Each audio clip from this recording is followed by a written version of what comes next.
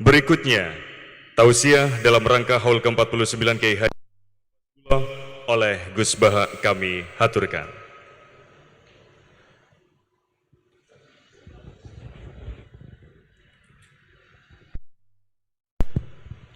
Assalamualaikum warahmatullahi wabarakatuh. Bismillahirrahmanirrahim. Allahumma ya Allah ihdinas siratal mustaqim siratal ladzina an'amta 'alaihim ghairil maghdubi 'alaihim waladdallin amin. Allahumma shalli wa sallim ala habibika Mustafa Muhammad wa ala alihi wa sahbihi wa barik wa sallim amma ba'du.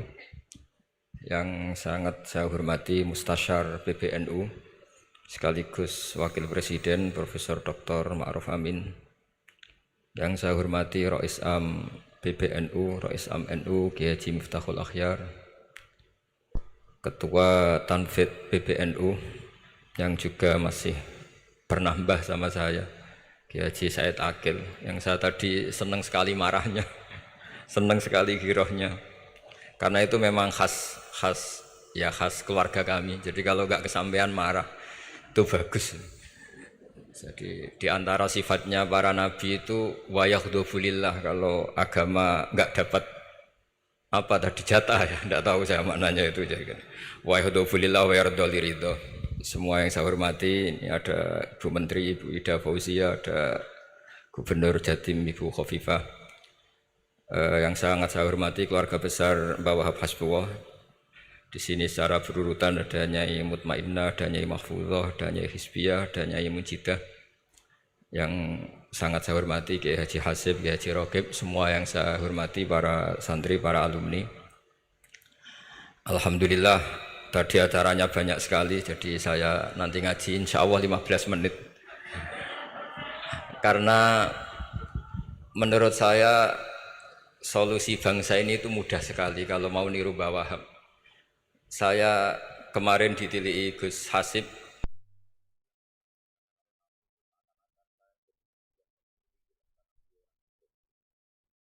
kemudian beberapa hari dikasih paketan beliau tentang Mbah Wahab, buku dari beliau tentang Mbah Wahab. Tapi sebetulnya saya tahu banyak tentang Mbah Wahab tanpa buku itu, karena Mbah Maimun guru saya, juga bapak saya Kiai Haji Nur Salim sering cerita Kiai Wahab itu pedagang, politikus, juga pahlawan. Kita sebetulnya melihat itu sederhana, artinya sederhana dalam pikiran ulama. Jadi pernah suatu ketika Sayyidina Ali itu marah besar melihat umat Islam itu, sehingga beliau marah besar. Di antara kalimatnya itu, karena ini tengah-tengah kalimat langsung pakai fa. Adalah nanti terserah santri-santri yang iqrab. Fakubhan lakum hina sirtum gharadun yurma. Jadi umat ini akan buruk sekali ketika posisinya itu objek di sasaran tembak pihak lain. Ketika misalnya haji itu bagus prospek, nanti ujung-ujungnya yang bikin sajadah kadang orang sana, mau bilang kubu sebelah, nanti sensitif secara politik. Nanti ketika umat Islam punya kebutuhan pakaian ihram besar, juga yang produk kadang orang lain. Begitu seterusnya, sehingga setiap kebutuhan kita pun yang produk itu orang lain. Sehingga Mbah Wahab berpikiran sampai impor mori, pas itu kain putih. Begitu juga traveling, ketika umat Islam butuh mudah pergi ke Mekah untuk haji dan umroh, juga bironya itu kadang orang lain. Zaman itu Hindia Belanda, sehingga beliau dulu sudah mendirikan semacam biro haji. Itu semua adalah madhab, di antara madhab Sayyidina Ali ketika beliau mengatakan fakubhan lakum hina sirtum gharadun yurma. Buruk sekali kamu di mana-mana ini jadi objek. Misalnya kira-kira ginilah, kalau kholnya Mbah Wahab itu ada 10.000 santri, dan semuanya karena keluarga kiai itu dermawan, sama Bu Mujidah dikasih makan semua. Nanti cateringnya yang menyediakan orang lain, kita tidak punya kecakapan produksi itu atau melayani itu. Sehingga perdagangan Mbah Wahab dalam tradisi keulamaan itu dimaknani sebagai supaya kita ini jadi aktor, baik di perdagangan, di politik, maupun dalam solusi urusan-urusan publik.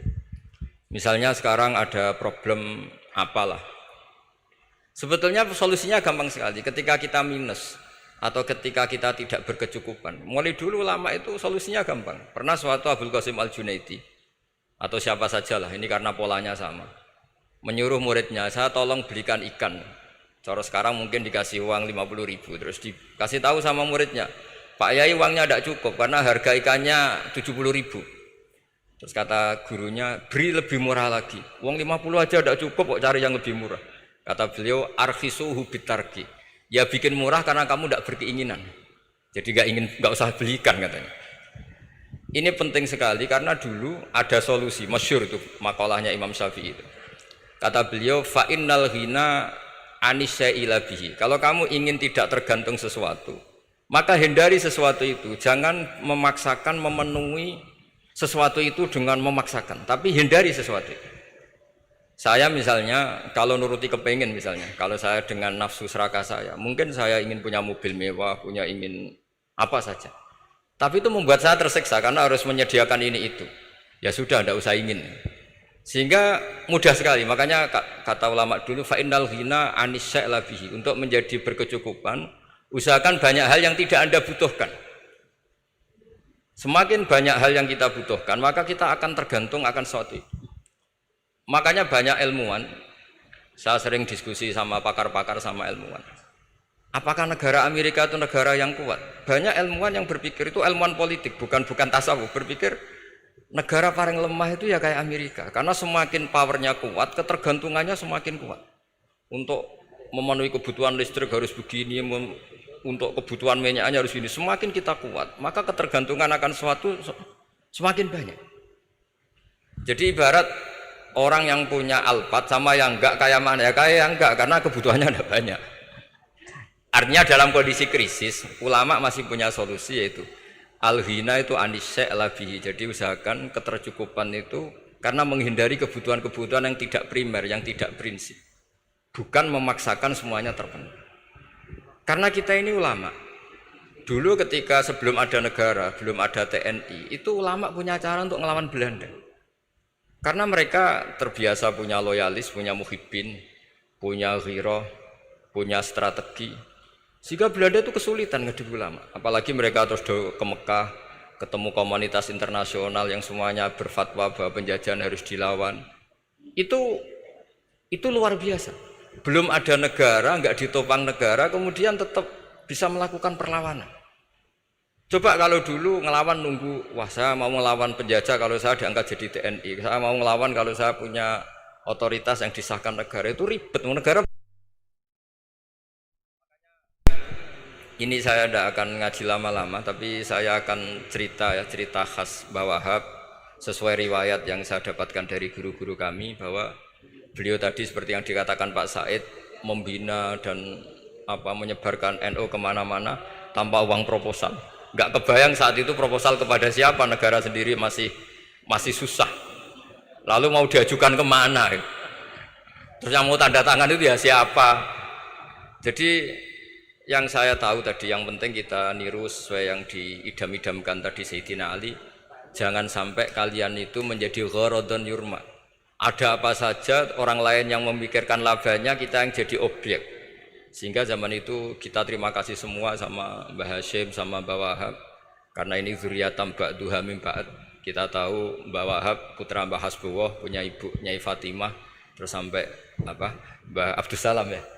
Kemudian Mbah Hashim punya ibu Halimah, punya lagi siapa setelah Halimah itu Lainah ya. Nah, terus Mbah Abdus Salam, jadi ini zuriyatam ba'duha min ba'd. Kalau dalam tulisan itu sampai Mbah Abdul Jabbar bin Ahmad bin Mbah Sambu. Memang Mbah Sambu punya beberapa saudara, diantaranya ada yang namanya Mbah Yusuf, itu yang melahirkan keluarganya Mbah Ahmad Siddiq Jember, Mbah Siddiq Jember. Ada yang Abdul Halim yang melahirkan keluarga Lasem, termasuk saya itu lewat jalur Mbah Abdul Halim. Jadi zuriyatam ba'duha min ba'd. Dulu semua orang zaman Rasulullah SAW itu dilatih jadi aktor, jadi subjek. Sehingga orang yang miskin pun ketika perang Tabuk, perang Dzatil Usrah, itu semua menyumbang. Ada yang menyumbang emas yang enggak terkira, yaitu Sayyidina Utsman. Ada yang cerita, ya Rasulullah saya tadi malam buruh dan punya beras hanya 2 kilo, yang 1 kilo saya sumbangkan jenengan, yang 1 kilo saya pakai untuk keluarga kami. Sekarang logikanya sederhana. Kalau orang miskin 3.000, pas itu anggap saja pasukannya misalnya 3.000. 3.000 nyumbang beras 1 kilo, itu artinya terdapat 3.000 kilo beras. Artinya apa? Orang Islam yang miskin membiayai dirinya sendiri untuk makan. Dan mereka adalah aktor heroik. Tapi kalau misalnya ini orang-orang miskin ini tidak mau urun rembuk, kemudian menjadi beban negara, maka yang harusnya dipakai senjata, dipakai beli sembako. Dulu zaman Nabi meskipun orang itu miskin, itu semuanya bersifat heroik. Sehingga perang Dzatul Usra itu perang paling dikenang Al-Quran. Nah, efek dari ingin memberi adalah tidak tamak. Makanya kalau dalam kitab tasawuf, itu orang kikir itu gak dikritik. Yang dikritik orang tomak. Karena orang menvonis orang lain kikir itu pasti karena berkeinginan mendapat. Kalau tidak berkeinginan mendapat, maka orang lain tidak akan kamu vonis sebagai kikir. Andai kan kita semua ingin memberi sumbangan kepada Indonesia, maka kita tidak akan menvonis pemerintahan kita tidak becus ngurmat kita. Meskipun pemerintah tentu berkewajiban ngurmat orang-orang miskin itu tentu. Tapi andai kan semua orang miskin berpikir ingin menyumbang pemerintah, maka tidak akan menyalahkan pemerintah ketika faktanya nanti suatu saat atau kapan saja, semoga ini tidak terjadi, itu tidak mampu menyumbang. Karena masyarakat kepikirannya memberi, bukan mendapat. Ini solusi-solusi yang diajarkan Rasulullah SAW yang disebut al-yadul ulya khairun minal yadis sufla. Jadi bahwa posisi memberi jauh lebih baik ketimbang posisi menerima. Sehingga ketika Allah mensifati orang baik itu siapa? Allah mensifatinya sederhana. Wa mimma razaqnahum yunfikun. Orang yang kepinginannya itu yang memberi.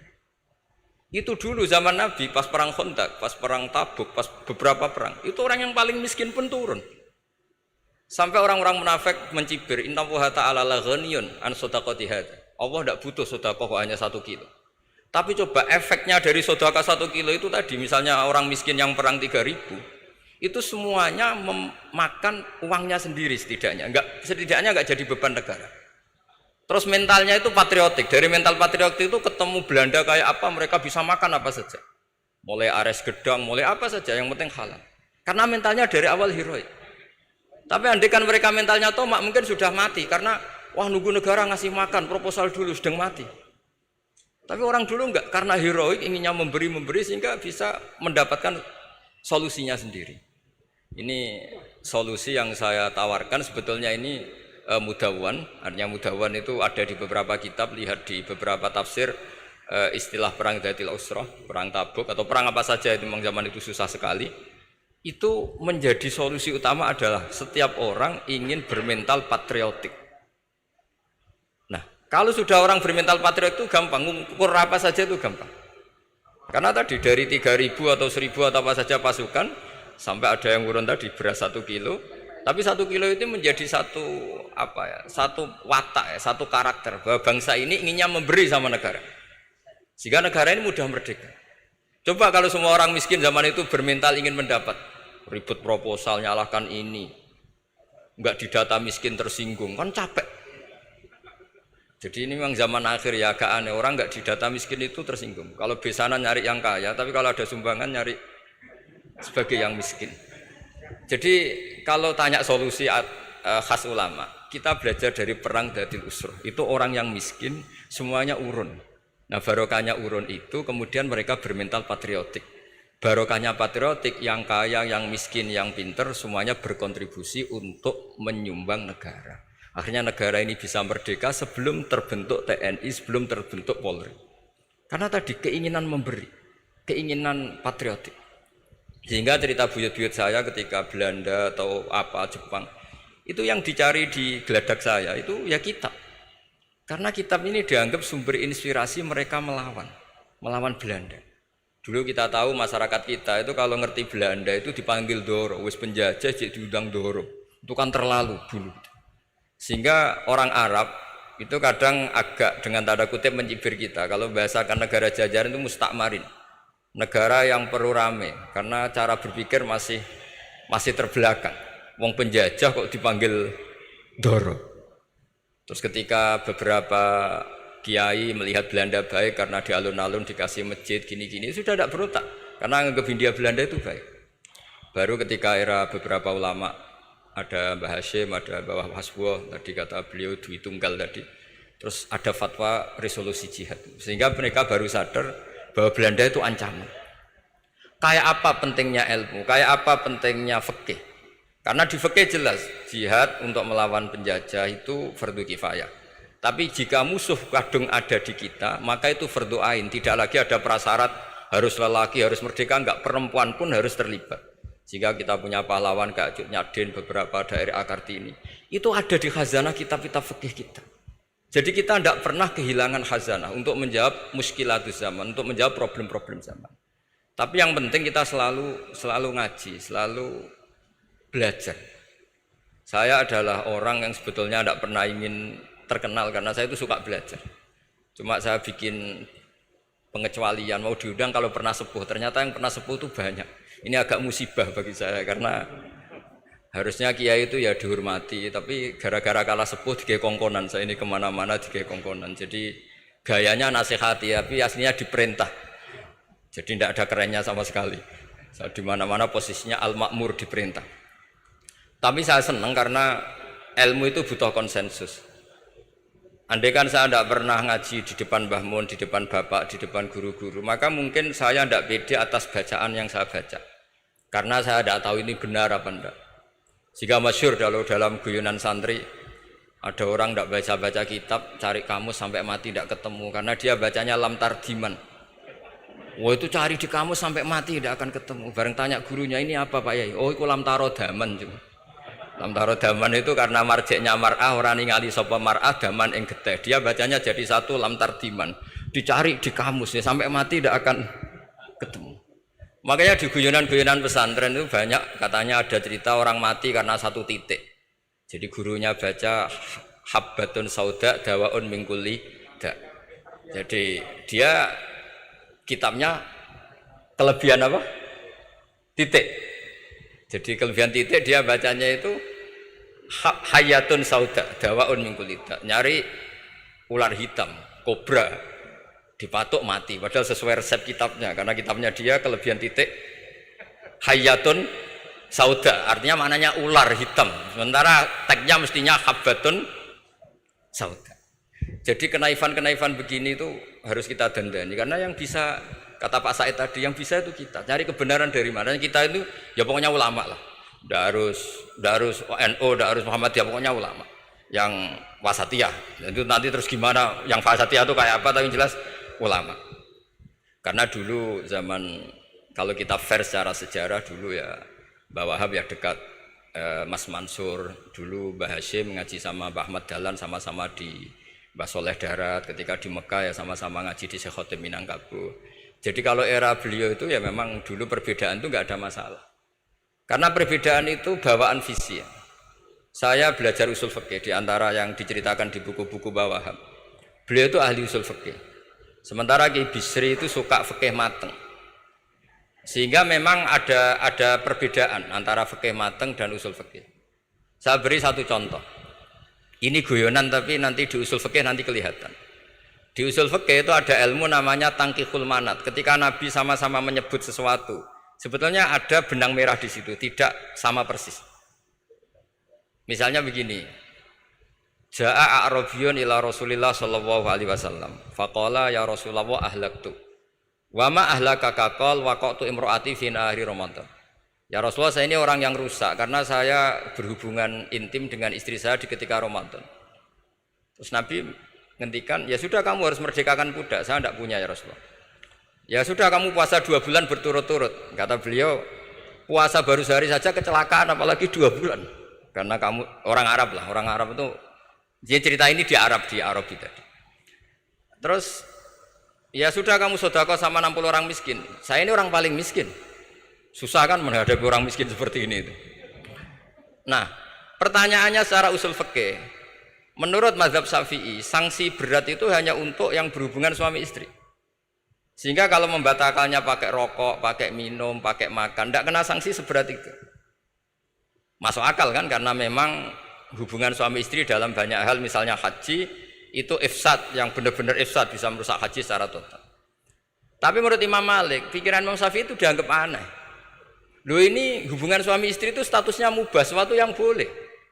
Maka semua hal yang boleh tapi merusak kehormatan Ramadan, maka ketentuannya sama. Yaitu misalnya nggak sakit, nggak apa, pagi-pagi nyate. Wah itu kan melecehkan Ramadan, enggak sakit enggak apa kok pagi-pagi nyate.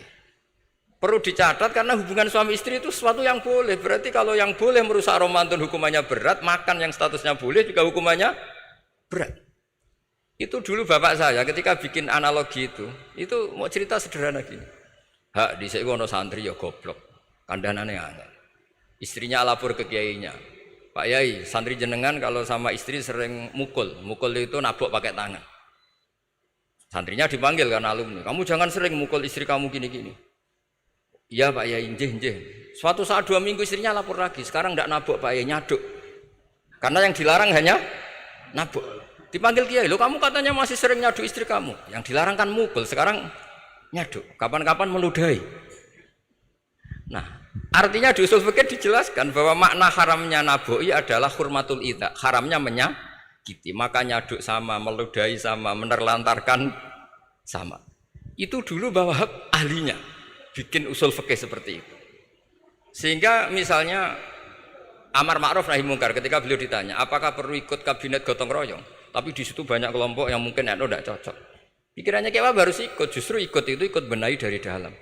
Meskipun dari ikut itu bahwa Wahab nyun sewu yang alami fitnah yang macam-macam dituduh karena zaman itu nasakom. Tapi itu beliau santai saja. Tapi zaman itu memang itu sah karena zaman itu belum dibubarkan. Jadi yang dialami bawah ini luar biasa. Semuanya harus jadi pelajaran bagi kita. Makanya jangan pernah meninggalkan ilmu yang bernama usul fikih. Karena fikih yang mateng itu cara basa Jawa ini akan kehilangan stok teks. Misalnya Nabi sedekah pakai kurma atau pakai apa makanan pokok. Itu hadisnya itu kurma sama Imam Syafi'i digenti kutu ahli baladi, yaitu makanan pokok dari negara. Sehingga kita tidak bisa mentang-mentang Nabi sodakonya pakai kurma terus kita orang miskin kita kasih kurma. Bisa linu tuh nih kalau makan kurma orang Indonesia itu. Karena yang penting itu kutu ahlil balad bukan kurma. Bukan mentang-mentang Nabi sholat di Mekah Medina, kalau ingin persis sunnah Rasul, sholatnya harus di Mekah Medina. Kalau di Indonesia Nabi tidak pernah sholat di Indonesia. Sunnah Rasul sholatnya di Mekah Medina, bisa ada orang sholat kalau gitu. Jadi ada ilmu yang namanya tangkihul manat, yang harus ditiru itu sisi mananya. Nah dalam konteks Arabi tadi terus kemudian ada dibuang, Ja'a Arabion, kata Arabi itu dibuang. Datang orang Bedui, orang kota pun kalau punya kesalahan yang sama hukumannya juga sama, maka kata Arabi dibuang. Nah menurut Imam Malik kata jima hubungan suami istri juga dibuang, digenti membatalkan puasa dengan apa saja yang tanpa udzur syarat. Jadi ini kealiman kiai-kiai Indonesia dulu itu, misalnya kentong, dulu meskipun ada yang bilang bid'ah, kentong itu bid'ah karena mirip orang Nasrani. Orang Nasrani itu bentuk kentongnya di kelenteng itu tidak seperti kentong kita. Adat Indonesia kalau pos kampleng ada maling, ada banjir pakai kentong. Jadi adatnya memanggil tuh pakai kentong. Makanya kiai-kiai dulu, ini mirip orang Nasrani, enggak mirip pos kampleng katanya. Padahal jelas ya, menurut hadis sahih jelas ketika ada sahabat usul ya Rasulullah bikin kentong, wah jangan nakus itu nanti kayak Nasrani. Bikin buk itu trompet, jangan nanti mirip orang Yahudi. Ya dengan api ya Rasulullah, jangan nanti mirip Majusi. Datang sahabat tergesa-gesa, beliau mimpi kalau diajarin azan. Azan itu maknanya al-ilam, memberi maklumat waktu sholat. Akhirnya ada azan. Kemudian ulama Indonesia dulu Mbah Hashim sama Ki Fakih Mas Kumambang, yang satu anti kentong, yang satu pro kentong. Itu dulu ya saling menghormati, enggak masalah. Karena fikih itu sekali khilaf itu mirip-mirip. Tadi Pak saya Takil nyinggung Palestina. Saya pernah ke Palestina. Itu banyak ulama Mesir yang mengharamkan orang datang ke Yerusalem, ke Masjid Aqsa. Karena mau tidak mau harus dapat visa Israel, berarti ngaku eksistensi Israel. Karena dianggap mengaku eksistensi Israel maka hukumnya haram. Tapi saya pernah ketemu Imam Masjid Aqsa. Beliau bilang begini, Pak Bahak, kalau orang Islam dari seluruh dunia tidak datang ke kami, maka eksistensi kami dianggap diabaikan oleh komunitas internasional. Dan itu dengan mudahnya Israel mencaplok kita. Sehingga separuh ulama Mesir juga mewajibkan yang mampu harus ke sana. Dengan cara itu Aqsa aman karena masih diperhatikan ulama atau komunitas internasional. Yang satu cara pandang ke sana berarti ngaku eksistensi Israel karena ada visa Israel. Yang satu bilang harus ke sana, dengan itu eksistensi Masjid Aqsa terjaga karena masih diperhatikan ulama atau komunitas Jadi di mana-mana khilaf itu ya seperti itu. Tapi alhamdulillah di kita itu khilaf itu biasa. Sehingga zaman kita mondok, saya itu pernah pengalaman buruk sekali saya ketika jadi Rois Musyawarah Fathul Mu'in. Itu ada pertanyaan gini Gus Hasib. Saya tanya gini sama orang, Gus, soft paling utama itu yang nomor berapa? Nomor 1 kata saya. Yang kedua, yang soft berikutnya, iya yang berikutnya. Kalau sudah tahu soft terbaik itu yang nomor 1, kenapa masjid gak dipakai memanjang selatan utara? Biar semuanya nomor 1. Selagi masjid itu memanjang barat timur, pasti ada soft 1, 2, 3. Itu kan kurang ajar betul. Jadi supaya orang soft 1 semua ya tinggal desain masjidnya, yaitu memanjang utara selatan. Selagi masih memanjang barat timur, pasti soft 2, 3. Terus saya kebalik tanya, lalu setelah begitu yang paling abdul siapa? Yang sisi kanannya imam. Ya sudah, imamnya dipojokkan pol selatan, biar semuanya dari pol kanan. Nanti ada masalah lagi, yang paling abdul siapa? Yang paling dekat imam. Yus kono kerubuti imam kan gitu. Jadi kalau nuruti fikih itu ya memang ilmu logika. Sehingga banyak orang jadi wali itu dari hasil ijtihadnya. Ada orang jadi wali karena sering sholat di shaf awal. Tapi ada wali pesaingnya justru jadi wali karena kalau sholat di belakang. Tapi tetap wali. Suatu saat 2 wali ini ketemu. Loh, kamu kok wali padahal kalau sholat paling belakang. Saya tuh malu sama Allah. Kok kayak sok suci ya kok ngarep gitu. Jadi wali karena adab bukan karena males loh. Saya itu gak pede, saya saja kok sholat di depan. Maksudnya kok kepedean itu. Tapi tentu secara syariat tetap baik yang di depan. Ini saya bukan bela yang, kenapa saya cerita bela yang belakang, karena yang bela jarang gitu, makanya saya. Dan kebetulan saya kalau sholat ya sering di soft belakang. Tapi ini saya cerita betapa logika fikih itu khazanahnya banyak dan luas. Dan kita bicara usul fikih itu biasa. Kita belajar sama beberapa ulama. Saya berkali-kali cerita di mana-mana. Muhammad bin Hasan Asy-Syaibani itu mewajibkan ulama kaya, dan beliau kalau ngitung duit itu di kamar tamu, di ruang tamu. Sehingga santri ora kepikiran nyalami template. Kan cara wong Jawa kan meliting ngitung duit kok di ruang tamu. Tapi ternyata alasannya beliau masuk akal. Ben santri ku roh nak kiye di duit, dadi ora perlu kepikiran nyumbang gula. Ya masuk akal. Tapi yang nyimpen duit ya masuk akal, wong duit kok dipamer-pamerno. Tapi yang pamer nggih monggo nak niate ben wong liya ndak perlu berempati, gak perlu sakit. Jika gak perlu didata dapat BLT, mereka duitnya tidak kok. Ya itu semuanya istihad. Assalamualaikum warahmatullahi wabarakatuh.